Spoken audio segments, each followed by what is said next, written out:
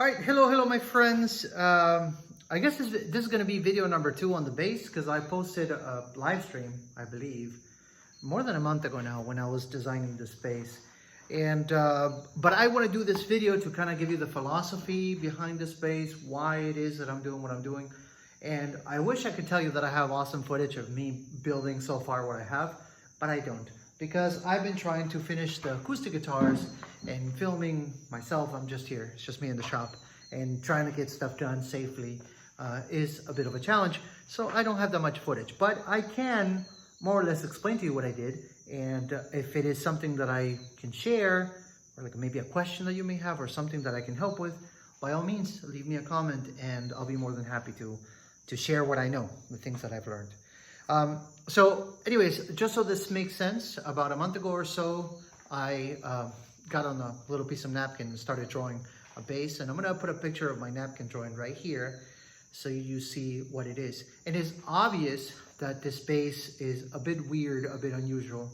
I'm calling myself lately an anti-traditionalist because I love the idea of doing weird things that you know that was not made by a known company, that was made by a luthier, by a guy.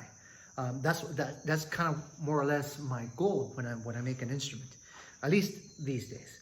But of course, doing it on a napkin is not the end all be all. I had to get on the computer, and that is the video, which I guess I'll put a link of it too somewhere in the description, of me more or less drawing the bass, if you want to check that out. But obviously, now it came time to begin making templates and what have you. And this is the first template that I cut for the bass. Obviously here, I tend to try to maximize the use of my templates because MDF, at least where I live, is extremely expensive and hard to come by. So when I can get some from a recycled project, which is the case of this one, I try to maximize the use. So I have a template for the body and the electronics cavity, and I have another template for the pickups, what is effectively going to be the tailpiece, and of course the neck pocket.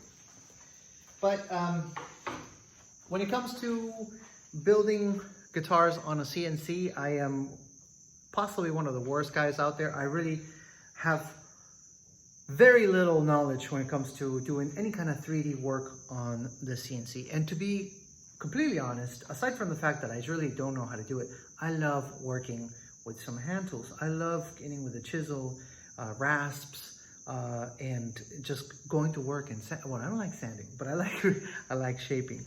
And I knew that this bass had to have some interesting shapes because it is part of the artistic expression of the bass. And so far, this is where I am. So if you saw the drawing, which again, I guess I'll put here again, this is a little bit different, but not incredibly different. You can tell that that was a very good springing board, I guess you could call it, point of beginning, is that how you say it? But of course, once you start making the instrument, once you start to hold it and put it in your lap and feel how it's going to interface with the body, with the player, me being a bassist really, then I started to make small changes. But even though a lot of these things are aesthetic, like for example, this part is completely aesthetic, these type of pickups, which I'm yet to build, are going to be based on some pickups I built for an electric guitar that is on this channel.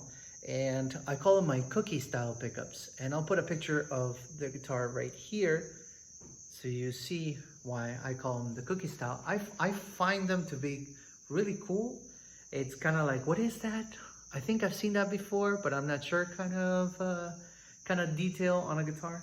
And the bridge on this bass, which is something I guess you could say I'm arguing with myself what I'm going to do. I am going to build it out of wood. I have some really hard woods here in the farm that are going to work just fine.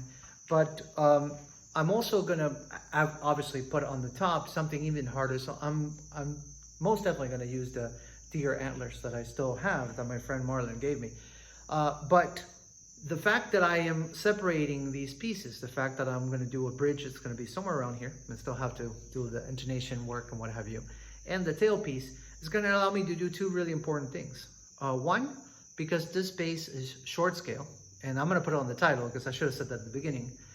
By making the strings go through the body, I'm going to, and having a tailpiece, more or less a tailpiece, so far from the bridge, it's going to give me the extra length I need so that I don't have to buy specialty strings, which is in many cases an issue to get. Here in Ecuador, I'm not even sure they exist, to be honest with you. But so that's going to give me the advantage of being able to use regular strings. But the other advantage is I can do my grounding here. So I'm going to build a metal plate out of aluminum, and I'm going to be able to hide the cable for the ground there super easy. The other thing about the tailpiece that I'm thinking about, and I don't know what I'm going to do yet, I'm thinking about it, is I could build it in the same way that I build my hollow body guitar. Again, I'll put a picture here so you know what I'm talking about. And that one actually has, the bridge is fixed. So after I intonated the bridge and I was like, okay, this is perfect, it intonates perfectly, then I put two rods made out of the same rods I use for welding. Obviously made them pretty, rounded them off and what have you. And the bridge is permanently fixed. That means that if you were to grab that hollow body guitar and go with some crazy strings, I don't know, like 11s or something like that, or flat wounds, intonation might be off.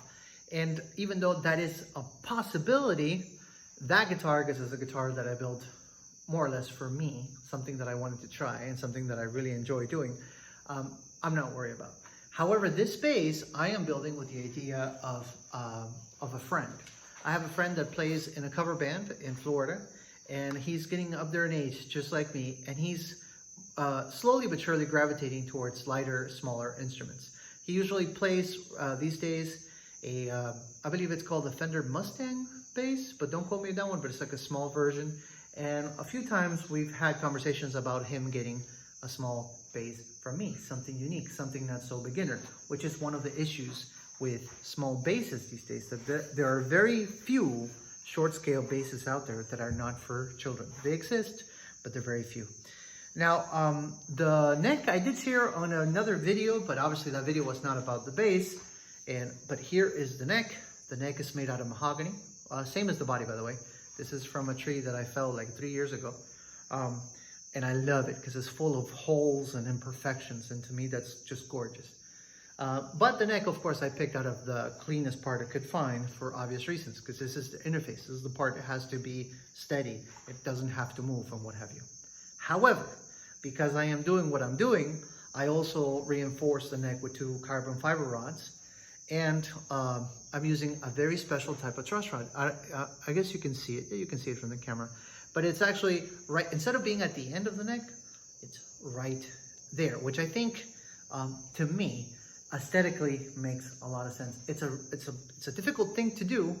It took me a lot of trial and error until I got it. But I love the idea. I also put a little bass clef inlay. It's not really that distinguishable. I think I'm gonna reroute it very gently and put more contrasting color on it, but it's there, trust me. This wood that I'm using for the fretboard is called Mother of Cacao. Super hardwood, maybe comparable to a rosewood, and it's also quite gorgeous. And I already fitted the neck to the body, and it's a nice tight fit that doesn't require screws to hold, which is kind of what you want when you make instruments. So that's obviously this is a bolt-on model. I should have said that. I don't think I did. And I'm yet to carve the neck, but as you can see, it's a nice tight fit, which is what you want. And that's going to be more or less the look of the bass. Another feature that I'm going to say before I finish the video, because it's already getting too long, is that a lot of bass players, including myself, love resting the thumb on top of the pickup. And my cookie pickups, as I'm calling them, are a little unusual for resting the thumb because they're round, they're not flat. So another thing that I did was I made this little ramp thing, this thumb rest, that I believe is going to make playing this bass extremely comfortable. Something I should also point out is that the bass is really light. I don't have a scale here, but I'm sure I can weigh it at home. And I'm going to guesstimate it's less than 6 pounds all assembled, put together. Maybe right now it's maybe 4.5, 5 pounds. It's really light. And I'm yet to carve the neck. So I'm quite happy about that. Because you imagine making a short scales base that is heavy, makes absolutely no sense. Oh, another thing I should mention. You might have noticed this really weird curve here on the bottom where the electronics are. There's two reasons behind this for me. One is because it offsets the shape, and the shape to me is more like if I could describe it, it's more like a statue of a female, like a Renaissance statue. That's what it looks like to me, so it looks like a dress. That's one reason, aesthetic. But the other reason is because the plug is going to go on this side instead of it being down here. And what that allows you to do is, obviously, you go up with the plug and you go over the strap, and then you plug, and it makes it more secure. But number two, which I find it to be the best reason to have the plug right there, is that if you're sitting down, it's not in the way at all. So I really like that design, and that's the reason for that. So if you can see right here, that's where the plug comes in. The cavity is a little oversized, but obviously I don't need that much space, but I did that to reduce the weight of the base even more. And as it is, this base is maybe 42 or 43 millimeters thick, which is more or less the standard. Anyways, I think that's enough for the actual second video about this base.